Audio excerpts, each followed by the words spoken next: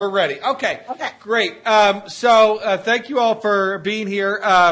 This panel is a property panel, and there's property is one of those things that is somewhat exciting for some of us, but is hard to get excited about for others. So we really are appreciative of you being here. I'm going to turn it over immediately because of time, and we're going to ask the speakers to speak for at a most 15 minutes, and if anyone goes over, I will start jumping. So with that, we'll go to our first speaker. Does it matter where I am? It doesn't matter. You're in charge.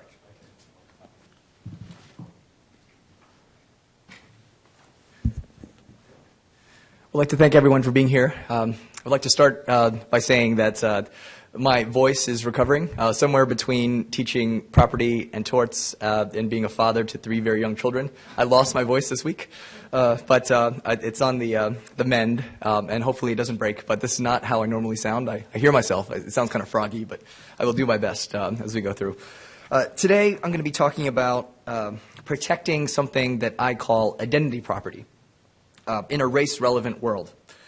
And so I start with a radical idea in Western legal thought, that people of color are human beings whose selfhood and dignity are worthy of legal protection. And if you think about the vicious legacy of white supremacy in this country, that is absolutely true. I will give you examples as I proceed, but that is my starting proposition. And so as you think about the property law that I introduce, just take that as the contextual framework of where I'm coming from. If we look at the development of race as a category through law, we could trace a dichotomy that's been created. And this is a general dichotomy. Of course, there are exceptions, and I try to track these exceptions, and they're very complicated. But the general dichotomy is that courts and legislatures and society in general have divided or categorized American society into 2 categories, white and non-white. And these categories are constantly contested. Right? Omi and Winantz remind us that there's a process of racial formation in which these categories are understood, and they evolve through this contested process. Right? But the categories remain an organizing principle of American life. I give a number of examples, and in the interest of time, I'll give you 3 in terms of this dichotomy. The first is naturalization in this country. Right? The first Naturalization Act passed by Congress was in 1790. Right? In order to become a naturalized citizen, if you're foreign born, there was a number of requirements. And one of the requirements is you had to be white. That was written expressly in the statute, a whiteness requirement for naturalization. I ask my constitutional law students, when do you think this requirement was removed? And they have pretty good guesses. They raise their hands and they say, probably around the ending of the Civil War, 1865. Right? Or some people say maybe in the 1900s with industrialization. The answer is 1952 with the McCarran-Walter Act. So from 1790 to 1952, if you were foreign born and you were seeking naturalization in this country, you had to be white. During this time, there were a number of litigations that people brought contesting the notion of whiteness. Right? I'm going to highlight 2 to help you get a sense of the construction I'm talking about. In 1922, there was a case called Ozawa versus United States, in which a man named Takao Ozawa, he sought naturalization. He's lived in this country for a long time, attended the University of California, Berkeley. Right? For a number of years, he spoke English in the home. He practiced Christianity, the same type of religion that his neighbors practiced. And he said, by character, I should be able to be naturalized in this country. Right? The court said, looking at the naturalization requirement that I just cited, 1790 federal law, you are not white. Right? In fact, Justice Sutherland, writing for the U.S. Supreme Court, highest court in the land, said, Western scientists, right, specifically anthropologists of our day, say people of Japanese descent are categorized as Mongolian. Right? So you're categorically not white. And he went on to say, prior cases have said Caucasian means white. Right? Mongolians are not Caucasian, so this person is not eligible for naturalization. He lost. Right? 3 months later, right, someone named Thind, right, Bhagat Singh Thind, from the Punjabi region of India, he sued in the U.S. Supreme Court, claiming citizenship pursuant to the Naturalization statute. And he was smart. He said, I read Ozawa, and you said only Caucasians are white? Well, I've read your Western scientists and your anthropologists, and they say people from my region of India, the Punjabi region, are actually Caucasian. Right? So I am hopeful, right, confident, I would say, that I will be victorious based on this precedent. So in front of the same justice, 3 months later, Justice Sutherland, who himself was a naturalized citizen from England, right, he argued his case. Lower courts granted his citizenship based on his argument. Punjabi, Caucasian, white, naturalized. Right? Justice Sutherland, even though 3 months earlier he said, well,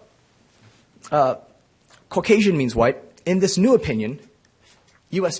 versus Thind, he said, I know what I said, let me paraphrase, in the last case, but everyone knows that people from South Asia are not white. So we're going to apply a reasonable person, i.e. bracket, reasonable white man, right, standard in determining who's white or not. So this construction, arbitrary, right, had very real effects. The people who were deemed unnaturalizable actually lost their land in California. It had property ramifications. Right? Second example I give you. For 150 years in this country, especially in southern states, to be mischaracterized as non-white, if you're a white person and you were mischaracterized as non-white, was so injurious to your reputation that southern state courts held that as a form of defamation per se. Right? I'm a torts professor. Right? That's the highest category of defamation I teach, defamation per se. So these cases arise when a phone book company mistakenly characterizes someone who is deemed by society and law as white, as mixed, as a person of color, particularly African American.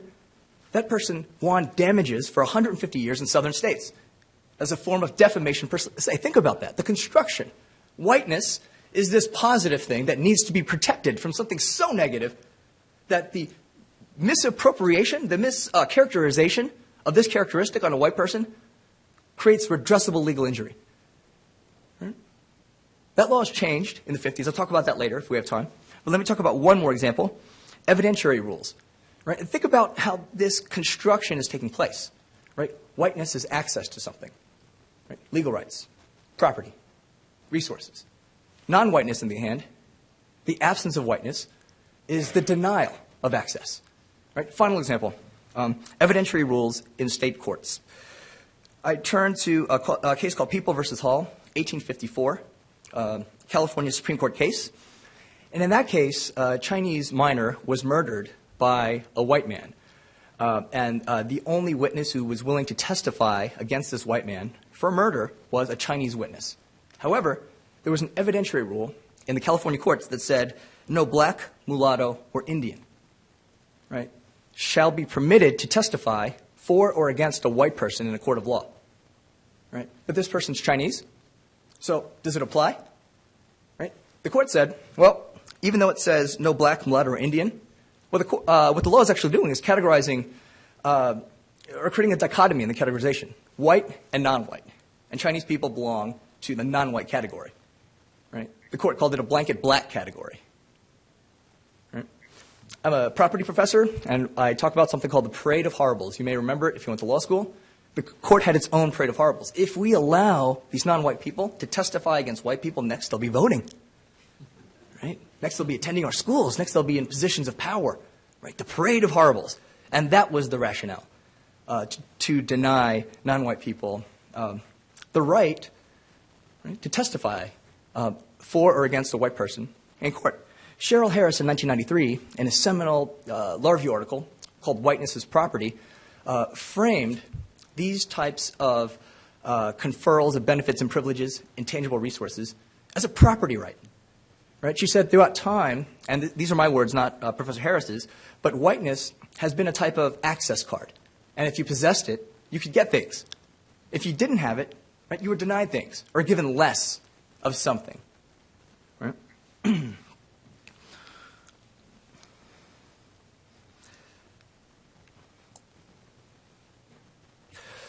So I give a number of examples in my paper where it demonstrates that the dominant socio-legal construction of whiteness has been positive and the counterpart, non-whiteness, negative. I also highlight the rooms for resistance. Some people might stop and ask me, what about agency? Can't people of color, marginalized people, oppressed people push back? Of course. And they have, right? And the conditions of possibilities in my paper, what I argue, greatest for public expression of this resistance, pushing back, was during the 60s, during the Civil Rights Movement, right? You can actually point to lots of places where you see this resistance in family context, in personal and private context. But during the Civil Rights Movement, it was the first time where people were publicly expressing that black is beautiful, right? Brown power, right? Something that you are ascribing on me as so ugly, so negative, so unintelligent, so immoral is wrong. That's not what my identity is. So the positive constructions were articulated through what I argue, one of the first times publicly, is the ethnic studies movement. And so, and again, there are other expressions, but that is my historical marker where I say it's a clear expression where people are resisting an ascribed identity and creating something for their own. Right? My thesis is if we take this positive expression of racial minority identity, right, and if we acknowledge it's positive, what I try to trace through my article, which will be published in the West Virginia Law Review, is are there any expressions in law that protect this as something positive and valuable? Right? I can come up with three. In the interest of time, I'll focus on one. Right? So in 2001 academic year, there's an African-American student at the University of Wisconsin. Without his knowledge or consent, the university photoshopped his head into an admissions marketing brochure. In a sea of white faces at a football game, they took his, and if you look at the picture, you can find it on the internet, it is just this oversized, botched job of Photoshop, right? But to show diversity, right, a false sense of diversity on campus, they photoshopped this person, they took his blackness without permission to show everyone we are very diverse. Right? This case settled. His name is Diallo Shabazz. Right? He brought an intent to sue letter. I spoke with Mr. Shabazz on the phone. I quote him in my paper. Right? But what I try to do is frame what he talks about in terms of his identity as something valuable, as something that could be protected by property law in particular. So it wasn't litigated, but in my paper I trace one expression of property protection called the right of publicity, right? Which could offer possible legal protections. Right? Let's see. Do I have 3 minutes? Okay. Let me give you one more example. And what I'm doing here is just to counter 450 years plus of a vicious legacy of white supremacy, negative images, negative constructions of identity, and create a counter-narrative. Right? And so let me address the authenticity, and if I have time, I'll talk about one more example quickly. But people will say, wait a minute, so you're talking about the realm of authentic racial identity. What's that? And I agree with you. Right? I don't believe in that capital A, there's some reality called authenticity. Right? I believe it's a construction. But here's what I also believe. I think it's been constructed in a way that empowered, politically conscious people of color will say, that doesn't speak to who I am. Right? So if it is a construction, if it is fabricated, why don't we create counter-narratives and let people choose for themselves what they identify with? Right? And if they do identify with something that I'm trying to articulate, then that could be protected in law. Right? So I'm not trying to impose, I'm not taking away anyone's agency to say, no, that's not who I am, I'm something different. Sure, you're free to claim that. Or some people would say, race means nothing to me. Right? Stop trying to pigeonhole me as Asian American. I'm a human being. And what I say to these folks is, that's not mutually exclusive. You can be both a human being and an Asian American. I understand why you say that, given the socio-historic construction of race. Right? It's consistent with that. Right? But let me paint something in resistance. And this is what I'm doing. Final example. I'm not going to have too much time to talk about this now, maybe during the Q&A. But defamation law has changed. Right? So I said before, defamation law protected white plaintiffs who said they were mischaracterized as non-white. Right? I'm tracing a new trend in the law, and this could be just that incipient trend that may not gain much traction, but let me highlight it as my final point. I found at least one case that stands for the proposition that if you call a person of color something akin to sell out or Uncle Tom, right? One judge has recognized that as a form of slander per se, right? Why is that significant for my theory? It's because we have judicial recognition that racial authenticity defined by people of color, which is something that would have never happened in the 50s, right? Pre-civil rights assertions of positive identity, right? But in 2001, there was a state court case that says that is a form of slander per se, right? And so in my paper, what I try to do is find examples of historically marginalized, excluded groups constructing who they are. And when they conflict with dominant narratives of who they're supposed to be, the law protecting the minority voice.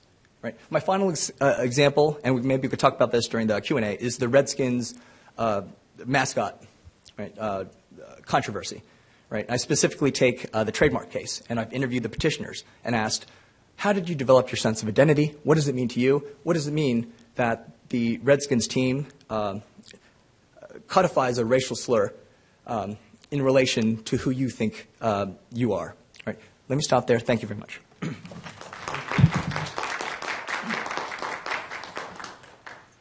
Great. So I'm just going to pull up the PowerPoint. There we go. So today I want to say a couple things about property from a more theoretical perspective. But first I want to do my norm, which is to give way too much of an intro. And so on the intro, let me say a couple things both about MAPOC and conferences. So one thing that I think is great about MAPOC is if you're into poverty law, which is what I'm into, I teach poverty law, and Indians, Native Americans, but it's Indian law. It's really hard to find conferences that were on poverty. For a lot of years, there just weren't poverty conferences. That's changing, but MAPOC really is one of those few conferences where, if we listen to the panels over and over again, poverty is a real issue. And so I really appreciate that about MAPOC. I will say something I dislike about MAPOC. I usually, in my presentations, like to follow a boring speaker, and I rely on that. I'm still, I think Andre Smith is a lot of intimidation over there to be that good a speaker, but most of the speakers are really good, and I dislike that about MAPOC. But that being said, let me say a couple thoughts. One is I hope you do come to AU, to MAPOC next year. I think it should be a great conference.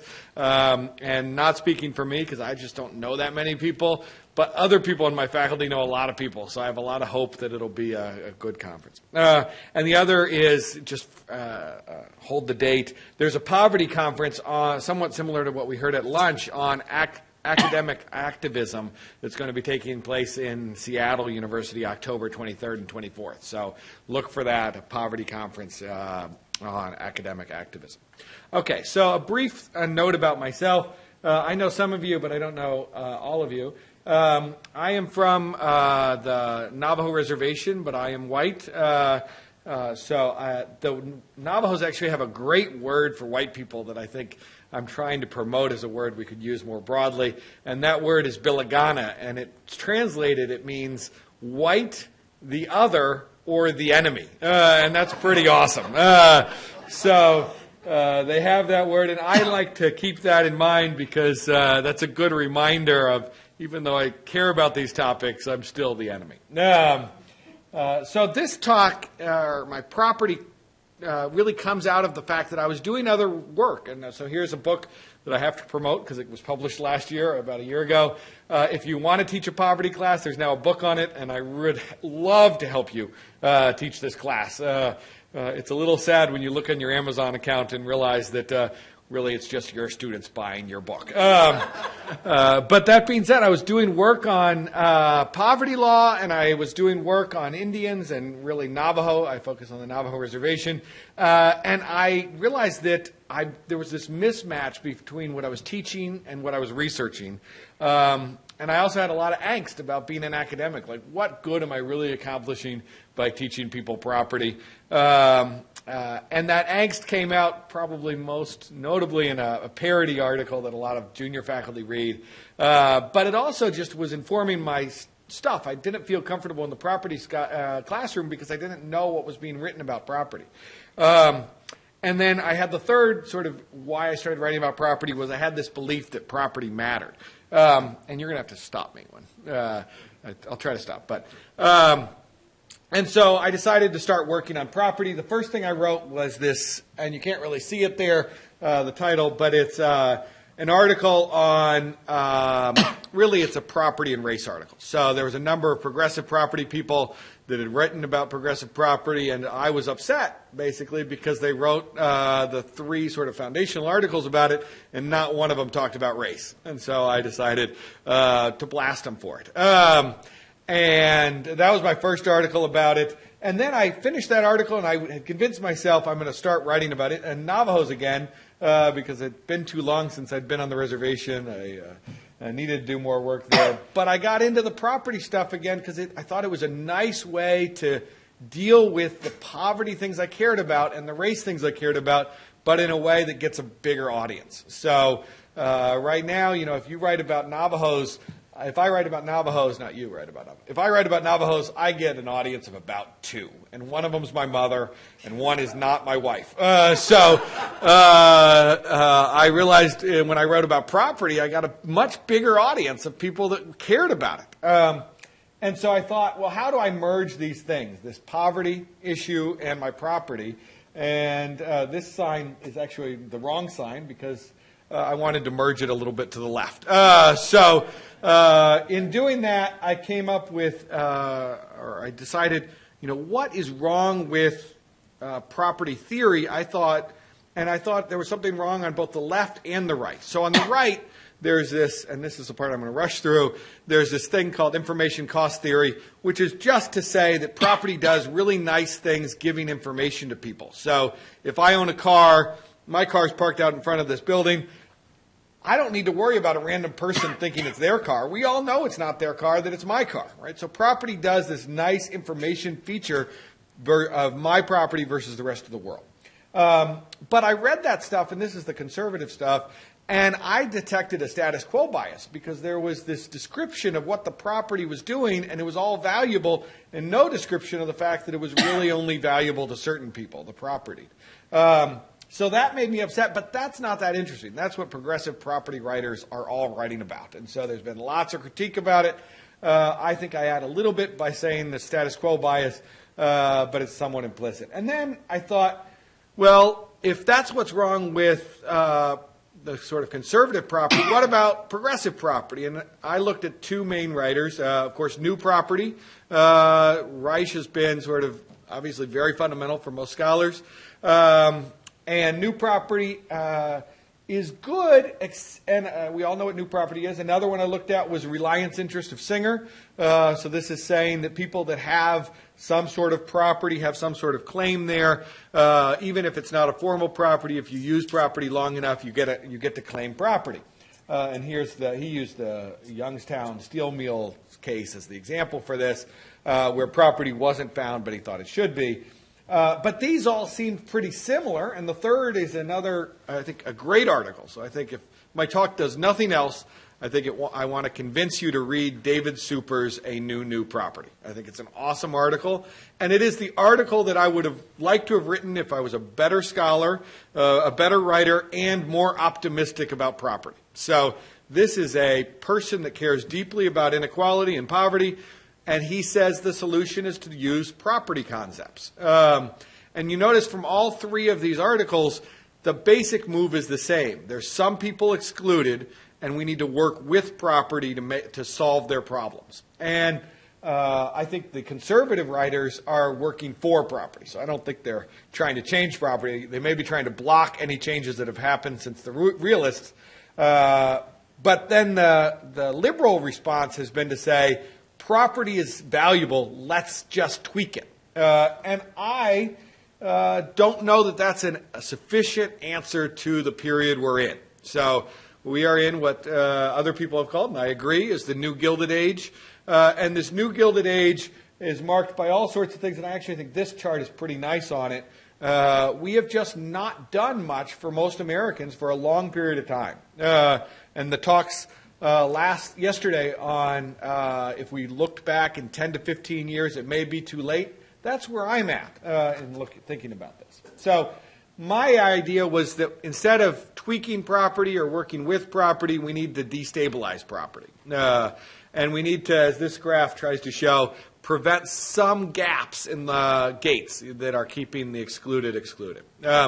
And concrete examples are things like, and so I will say an Indian-related thing, which is when Indians in the Northeast wanted their land back, one of the ways they got their land back was putting little notices on non-Indian property saying, this may not be yours. And then that created the sort of motivation and push, political power they needed to get settlements through Congress. So I think that's a somewhat extreme example because it's hard to do that for all groups. But the same, I think, is true of landlord-tenant, right? The implied warranty of habitability and access to justice, giving more lawyers to people. That is a goal to, it could be framed as just using property, but I think it's designed really to destabilize the property relations that exist independent of that representation.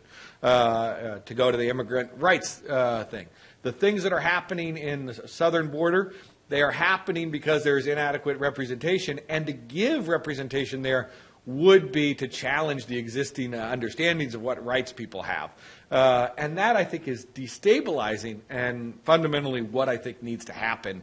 I'm not sure, or I'm not convinced, that simply working with property, as I think the progressives are doing, is adequate. So I will stop there and move on to the speaker. I will say a brief note about Callie Murray. I am super intimidated to go before her because she knows far more about all these topics. So I think we're really lucky she was able to join us. Okay, so this is going to be a little bit weird for me. Am I up? Okay, so I'm up. And I want to first thank you all for permitting me to be a disembodied head and for your kind welcome at West Virginia, and specifically for Ezra Rosser for organizing this panel, Property Law 2044.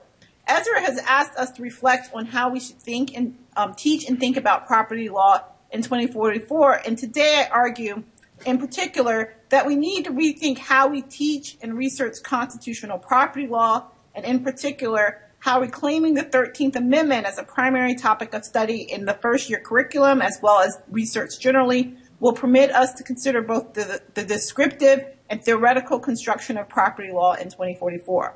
This talk, the Freedom Clause, constitutional property law, and the 13th Amendment, is organized, therefore, around three topics. First, I'm going to talk about constitutional property law and the relationship of that we have in the first curriculum to constitutional property law. And then I'll talk about the 13th Amendment as a property law amendment. And then finally, I talk about how we can use the 13th Amendment as a vehicle for activism and theoretical discussion going forward. So again, I started off in talking about property law and race as a result of my work with Alfred Brophy and Alberto Lopez on a casebook that we have created called Property Law and Race, Integrating Spaces.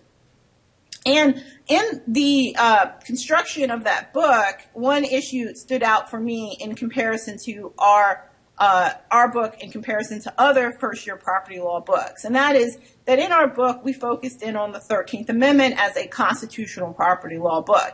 And so as a choice of how we treated constitutional property. And so at that moment, it really brought into focus for me the ways in which we teach and reflect on constitutional property law.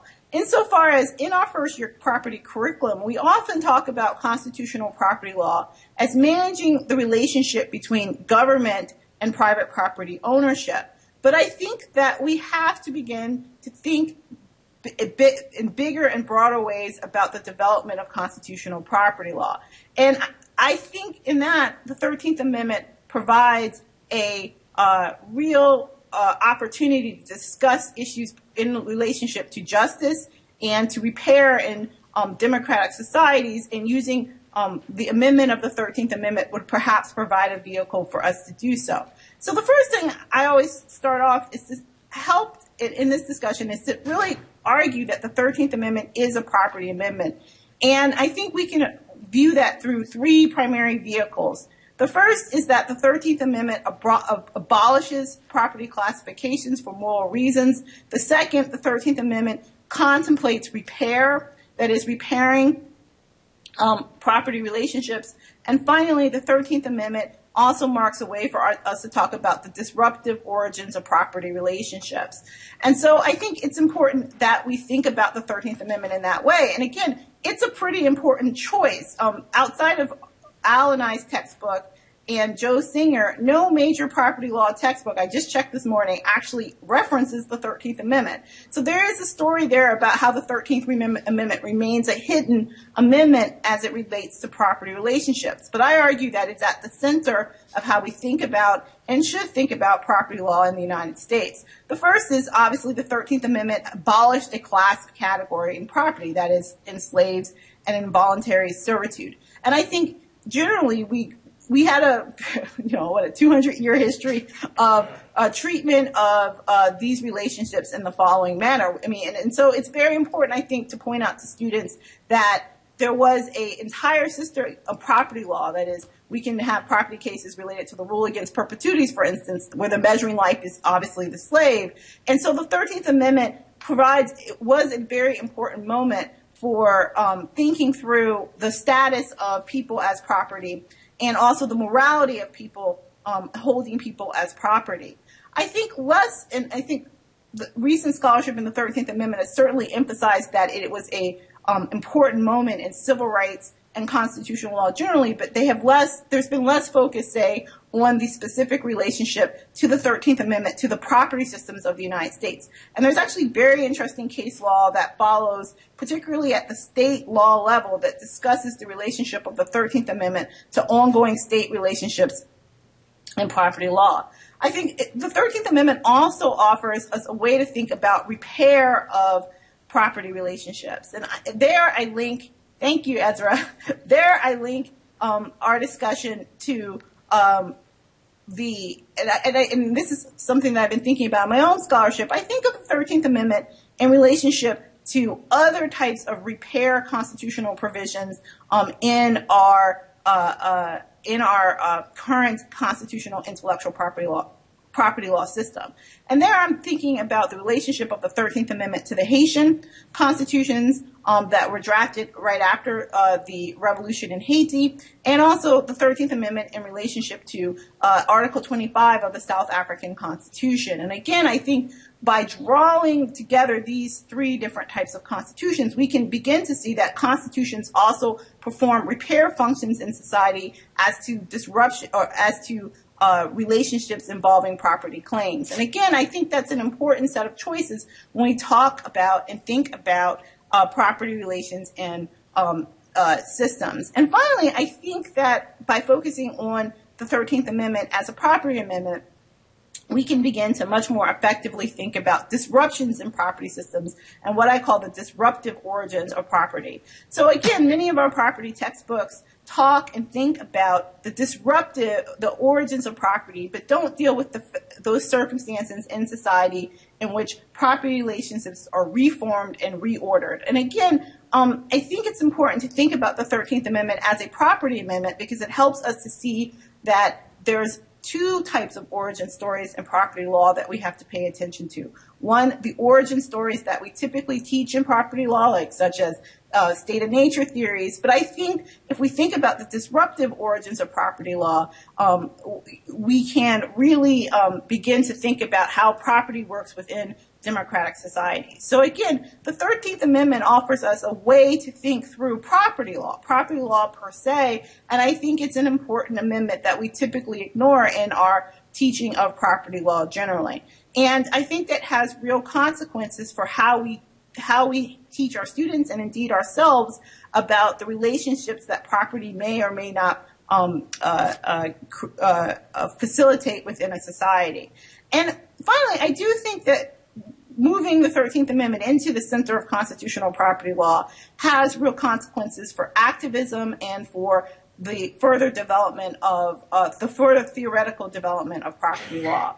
And so again, one of the reasons why I have also been interested in the 13th Amendment as a vehicle for change is a relationship to activism. And this came out of a series of briefs that Erica George and I, Erica is at the University of Utah, and I filed in the Myriad case, which a Myriad case was a patent law case. It involved claims to genetic material. And these claims to genetic material had a disproportionate impact on African American women and on women of color generally. And it's ongoing. The Supreme Court, in a fairly narrow decision, found that some types of this genetic material was not patentable because it was a product of nature. They permitted synthetic DNA to be considered part of that. But as part of our series of briefs before the Supreme Court, Eric and I began to think very clearly about the 13th Amendment's relationship to non-patentable subject matter doctrine under Section 101 of the Patent Act. And in particular, Section 101 contemplates a series of common law exceptions as to patentable subject matter. And in 1987, the USPTO issued a regulation, very poorly reasoned regulation, that suggested that certain types of patents, like related to human cloning and other types of genetic material, would be considered to be non-patentable subject matter because they violated the 13th Amendment. Now, there were a series of interesting and articles at the time written about considering the USPTO regulation on this issue. Robert Mennell, who's an important IP theorist, wrote about it and said he didn't think that it would that the 13th Amendment should provide a bar for patentable subject matter. But again, this type of scholarship occurred before the revolution in scholarship around 13th Amendment, led by Alex Tessis and others, and really didn't come to grips with what the 13th Amendment was attempting to do in relationship to the abolishing of property categories. And part of the argument that Eric and I made was that the 13th Amendment had relevance for patent law as it could provide for the constitutional backdrop for the common law exceptions under Section 101. And so for me, that was a real moment of interest, and I've been following that in my own research over time. And so I do think that it provides a vehicle for us to talk about the morality of patent law and property law in general, and the ways in which those types of conversations can occur.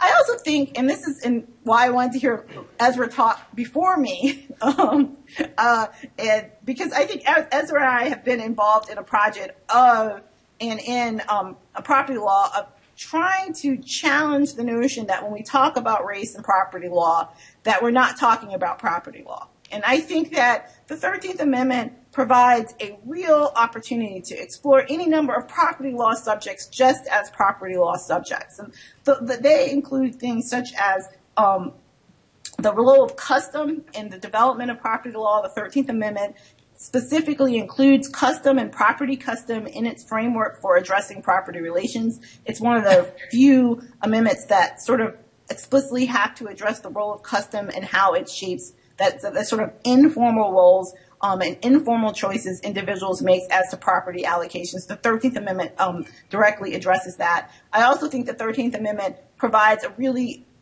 unusual place to think through the relationship of property law, again, at the moment of its disruption, at the moment, as I think Ezra is pointing out, of its destabilization, that we have to begin to pay attention to in property theory, destabilization and disruption. And I think the 13th Amendment provides a concrete way for us to think about how property systems repair themselves at moments of disruption. And I think it's an important place to have that theoretical conversation.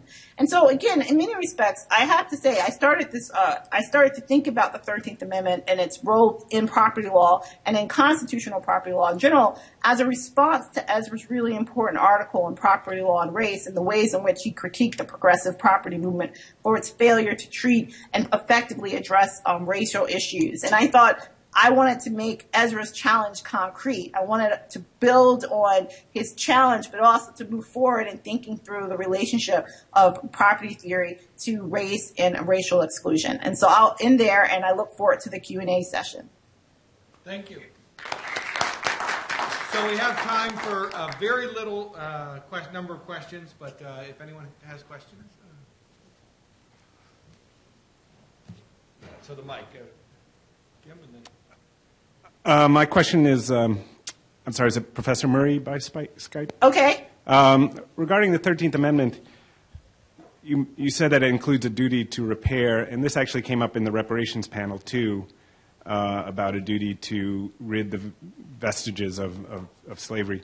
Morally, I think the United States does have such a duty, but I don't know that the country ever actually committed to it. So the text of the 13th Amendment doesn't seem to say that. And again, I wish we had made a promise to make reparations, but I don't think we went that far back in 1865. Well, I think that's generally a correct assumption. So there's two responses. The first is that a lot of my work and thinking on property law and race comes from the really interesting historical work that has been done by folks such as Dilling Pinnenroth and others to examine exactly what occurred with the Freedmen's Bureau directly after the Civil War, right? So there's a really interesting historical literature emerging that actually has begun to study and to think about how the federal government actually, in the years between 1865 and 1880, used the Freedom Bureau to remediate property harms. And his work in particular on the Civil Commission that heard how slaves' property was taken during particular like Sherman's march through Atlanta, it has really informed my thinking on the fact that we cannot necessarily see the 13th Amendment completely in light of its moral failures, but there was some attempt that was unsuccessful ultimately, but it was there and it was within our law. There's actually a lot of really interesting state law claims around this particular set of the repair work that needs to be done. Secondly, my response would be that understanding the moral failure of our constitutional system would be helpful for other constitutional systems, right? So Bernadette Atatine's really important work on land reform in South Africa and its failures, I think is a really good opportunity to think through the relationship to moral failure, property systems, and the destabilization of property systems. And so linking the 13th Amendment to Article 25 of the South African Constitution to Articles, I think it's like 7 and 8 of the Haitian Constitution. To me, it's really important work for understanding how moral failures operate within property systems. So I don't disagree with your statement. I think it's just important for us to think through the relationship of morality and moral choices as to property regimes in constitutional democracies, and this would provide us the opportunity to do so. Great. So I think we have one more question, and then we'll stop, given the time.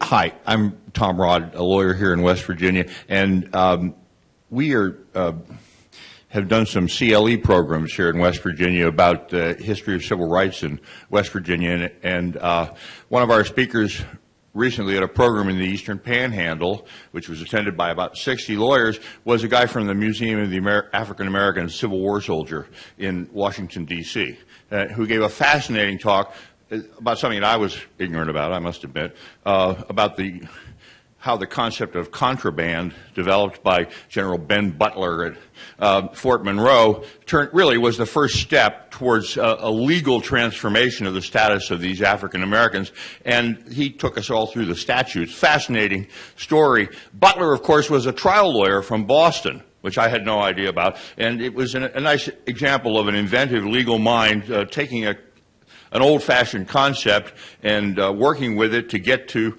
having blacks as agents in the service. So it's a good story about how property law was really at the core of that particular historic period of transformation. Is that something that's, I assume scholars have looked into that quite a bit, but it finds good. It has an interesting upshot here in West Virginia. The first college in West Virginia to raise teachers who taught former slaves to read and write in this state was Storer College, founded by Free Will Baptists from Massachusetts who worked in Harper's Ferry because it was sort of a safe place with the Freedmen's Bureau. But that was founded by a guy named Nathan Brackett, who was an aide to Ben Butler and a minister, but who probably got his ideas of, okay, well, along with relieving legal disabilities, we have to start correcting the denial of literacy, etc. So I do think that when you're into talking about property law and its creative use in these transitions, it's something that resonates here. Great. What your story, I hate to be the last word, but one great example of this from Indian law is the Eastern land claims. People thought the Eastern tribes were gone, and there was a PhD student who went around as part of his PhD finding these lost tribes. And he found people, who had one individual on a reservation, state recognized, no real formal thing held by the government, and he collected all these things. And so there was one woman who had a treaty signed by the U.S. government in her, it was in a shoebox under her bed, and she was about to die, and no one would have known it. And because of this one PhD student, they found out of it. And then because of a lawyer in his first year as a legal aid lawyer in Maine, he came up with the idea, somebody said, here's a treaty, what can we do with it? And he said, that treaty is violating this Non-Intercourse Act, this law from 1790s. Maybe there's a claim, and they won over and over again on this idea that the property rights shouldn't have been taken out. And I think the great thing about that is it shows, a 25-year-old and another 25-year-old can do what now we know as Foxwoods in Connecticut. Thank you all very much for putting up with property for an hour. So really quick, it looks like if we take a quick break and start right back at 2:45, we'll suddenly be back on schedule. So let's do that. You try to keep it. And I'm saying hi to Professor Murray, my classmate from Duke Hi, Law. Tiva. Hey, how you doing? Good. How are you? We'll talk while y'all take a break. Thank you so much. No problem. You need to talk more, right? Huh?